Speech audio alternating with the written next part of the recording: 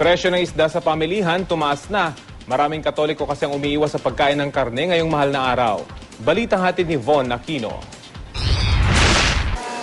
Nagsimula ng tumaas ang presyo ng mga isda ngayong Semana Santa mula bulungan sa Navotas Fishport hanggang sa bentahan nito sa palengke.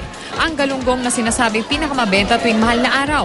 Doble ang itinaas ng presyo sa Fishport at 20 pesos naman ang itinaas sa bentahan sa Agora Market. Kasi pag inito ba isda, kasi mahal na araw, mahal ang presyo ng isda. Kasi katulad yan ito, may halo pang tampan. Dati puro galunggong yan, magkano lang, 800 lang yan.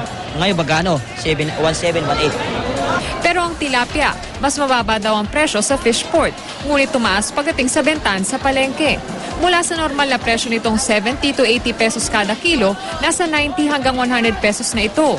Ganito rin ang presyo ng bangus na bumaba daw sa Fishport dahil pinapantay daw ang presyo nito sa halaga ng mabentang galunggong.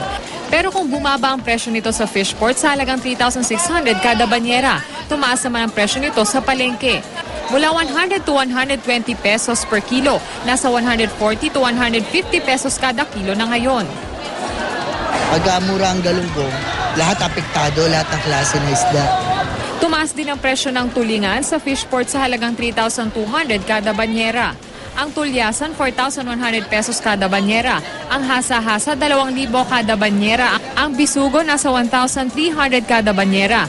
Ang pusit, nasa 10,400 pesos kada banyera at ang torsilyo, nasa 2,800 kada banyera. At dahil tumaas nga ang presyo ng mga isda sa mga punduhan, tumaas din ang ilang presyo nito sa palengke tulad sa Agora Market. Ang tambakol, 120 to 130 pesos kada kilo. Ang tulingan, 120 pesos kada kilo. Ang tuna, nasa 160 to 180 pesos per kilo. Ang talakitok, 200 pesos ang kada kilo at ang lapu-lapu, nasa 300 pesos per kilo. Ayon sa tinderang sa Evangeline Florendo, inaasahan nilang mananatili ang mataas na presyo ng isda hanggang Sabado de Gloria. Masyadong tumaas, dumoble na ang presyo, di katulad ng mga nakaraang mga buwan, talagang mababa siya. Ang mamimili namang si Monica Libre, mamimili pa rin daw ng isda ngayong mahal na araw kahit pa mataas na ang presyo nito. Kailangan naman ng isda pag mahal nga araw. Kasi ayaw nila sa karne pag mahal nga araw. Von Aquino, GMA News.